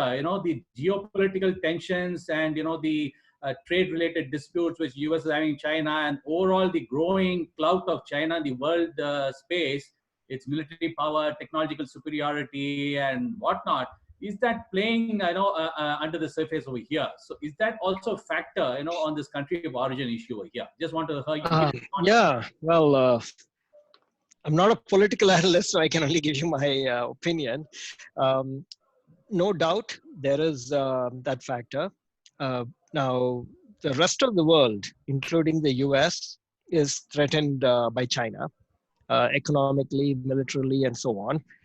And North Korea is always perceived as a threat, but I think a much smaller threat because economically they are nowhere as much of a threat. So the US is, anybody from the US or follows US news can probably comment on this better than I can. The US is a lot more concerned about other economic powers, and the military power, the military capability of other countries is a concern, but not, I would say, not as much of a concern, because the US is extremely powerful militarily, and they have the support of the NATO and so on. So if this had originated in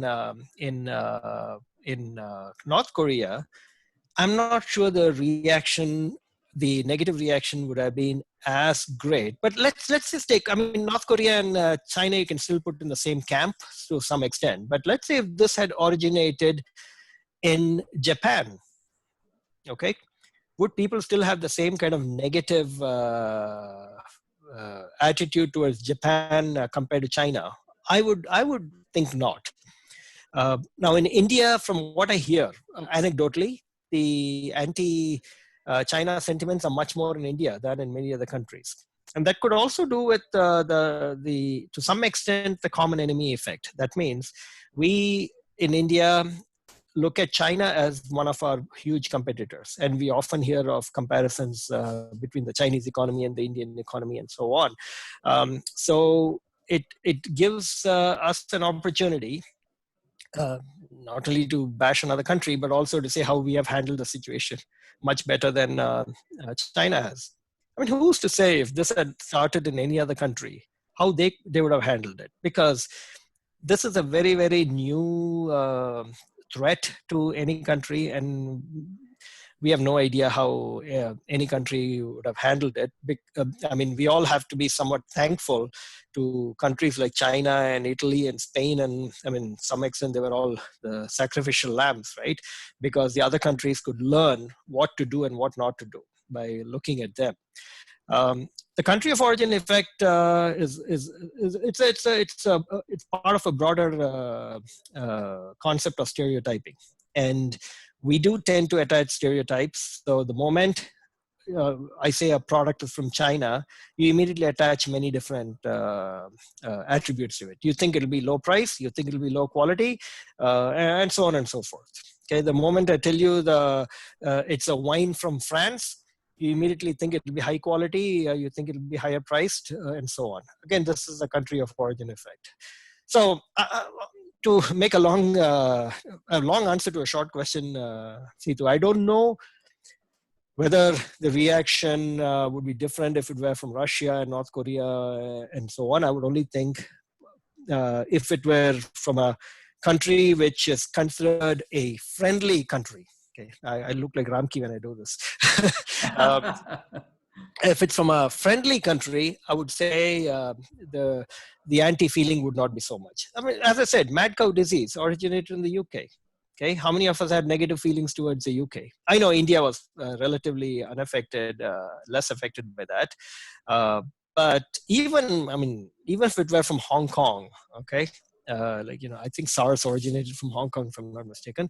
I don't think the negative feeling was as much at all towards Hong Kong because people already in many countries have some kind of a negative weightage attached to China. Right. Yes, thanks for that, because I was really thinking in the context of, North Korea is a global pariah in a sense, and probably the ridicule that China is facing from the world community, and especially US, may not be at the same level probably if North Korea was there, even though they're a rogue nation. I think it's mainly to do with, as you said, the friendly and the affinity that the world community has towards China or the threat. So I thought that plays a role here. Again, now just one quick comment. Again, it's my personal opinion. We should try to not categorize countries based on what the media wants us to hear. Okay, and a lot of the media that's bashing North Korea comes from the Western world, especially the US. Okay, I'm not saying North Korea is an angel country, but for a long time, the US painted Cuba and Fidel Castro as horrible countries, as Fidel Castro as a horrible dictator, and so on. Now that there's quite some, many of the restrictions lifted, and Americans have started traveling to Cuba on vacations, many of them are finding that that's not quite true. All this was how the media painted the whole picture. So what I'm saying is, I'm not sure if North Korea is really a rogue nation. The US would like us to think so. Okay. Okay. Yeah. We see only one side of the picture being shown to us. Sure. Okay, just one quick question, Subbu, before I close. You were mentioning about how we have disproportionate behavior because of the kind of news that comes in the media, especially talking about, say, accidents. You're saying that a lot more people die on road accidents every year than COVID related deaths. Yes. But is there a big factor in terms of the time period within which a certain calamity or certain disaster strikes and remains in force? For example, people die probably more in accidents, but then they die over a period of time, longer period of time. But in COVID, in less than 45 days, you have 100,000 people dying. Maybe that's got a very a dominant thing in this factor. Yes, that's where this the psychological distance comes in, Situ, and that is when something is from a time perspective is very proximate, is very close to us. Okay, it seems a lot more severe and a lot more concrete to us. So if somebody told me I'm going to die next week, somebody told me I'm going to die 5 years from now, the outcome is exactly the same. Okay, it's death. But next week is going to seem way, way, way worse than my dying 10 years from now. And that's what's happening with global warming.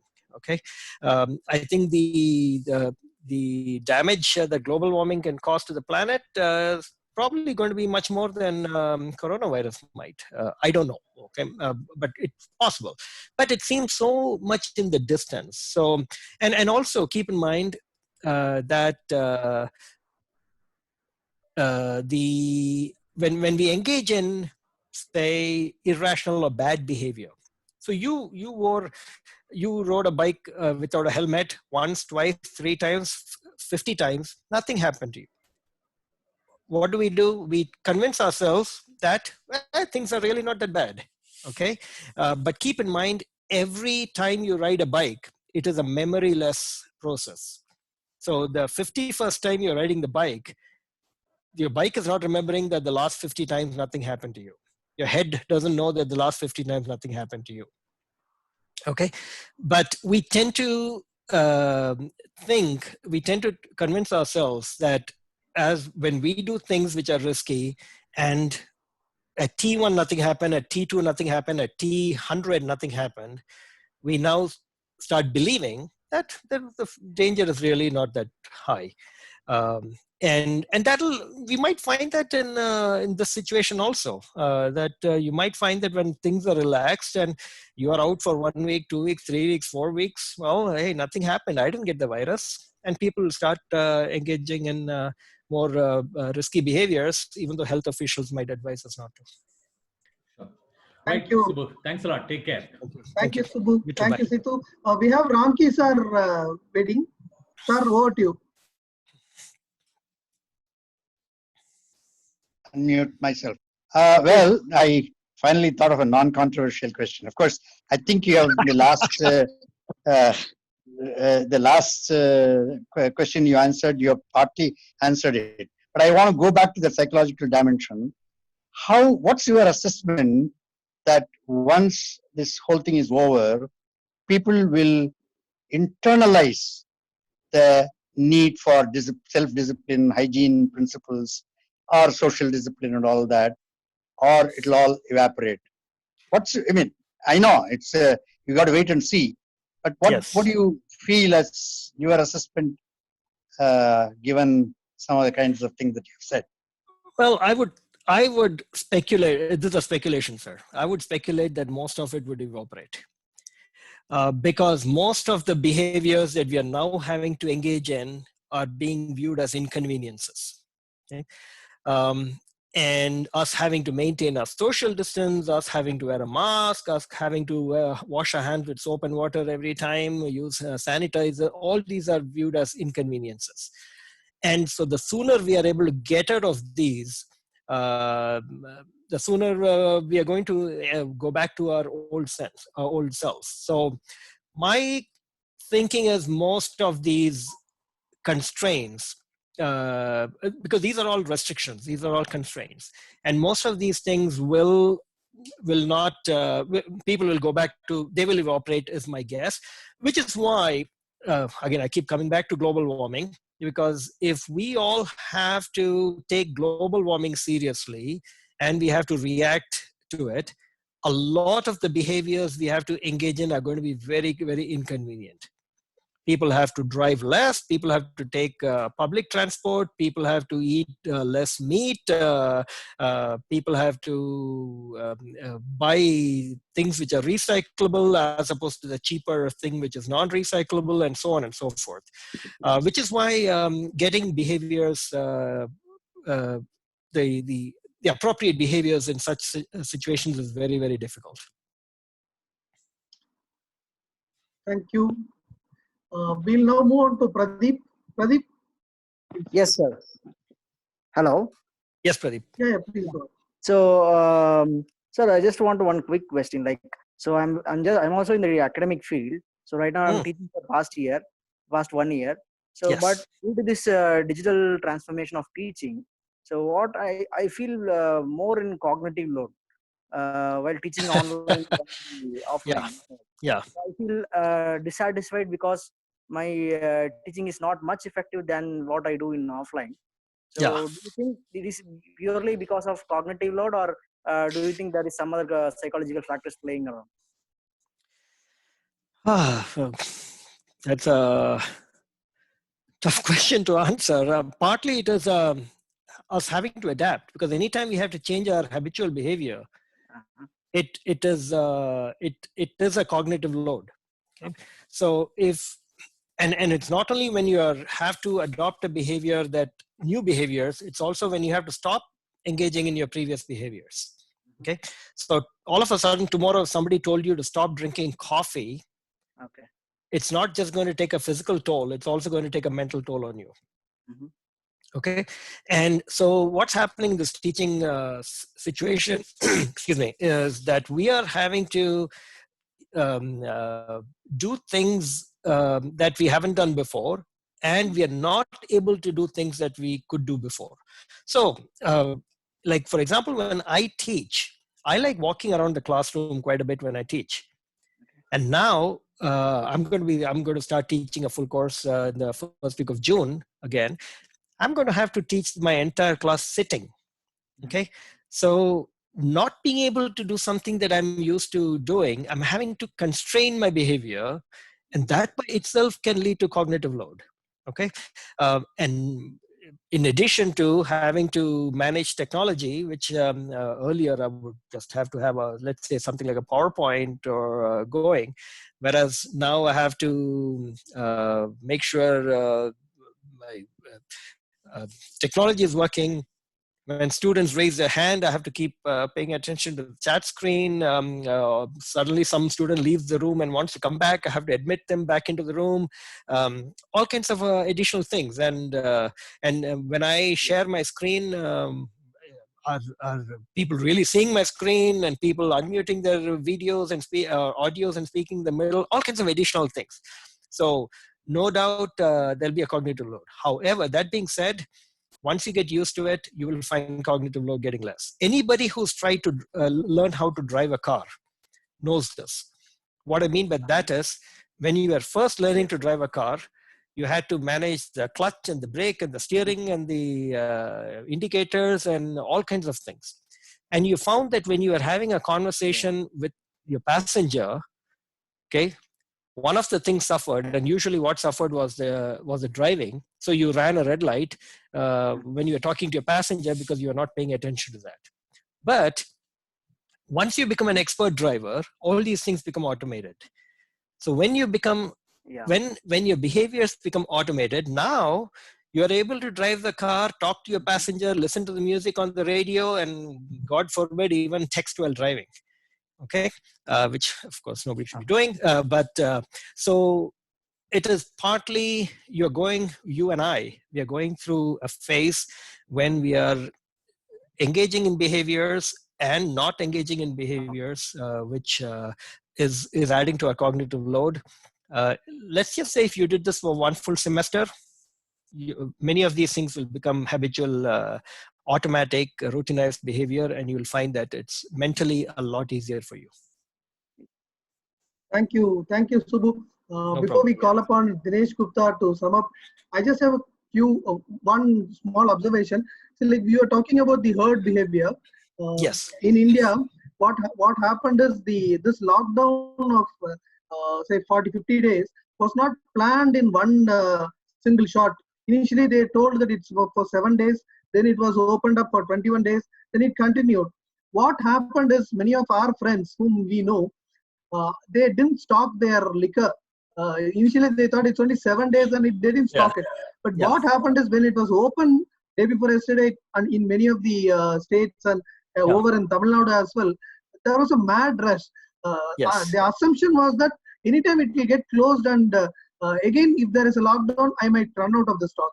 So maybe it's because of the situation also, this herd behavior prevails.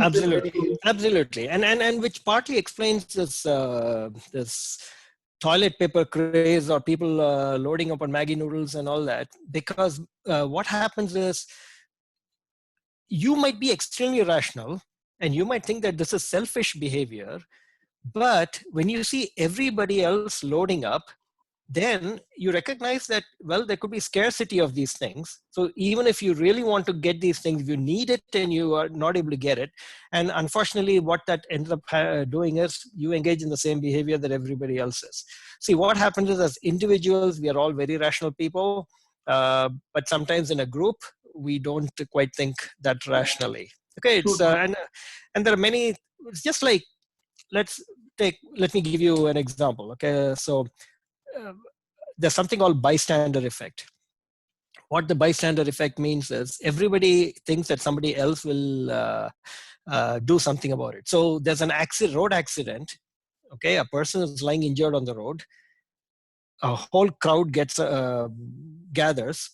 Everybody thinks that somebody else will help the person, call the ambulance, and so on.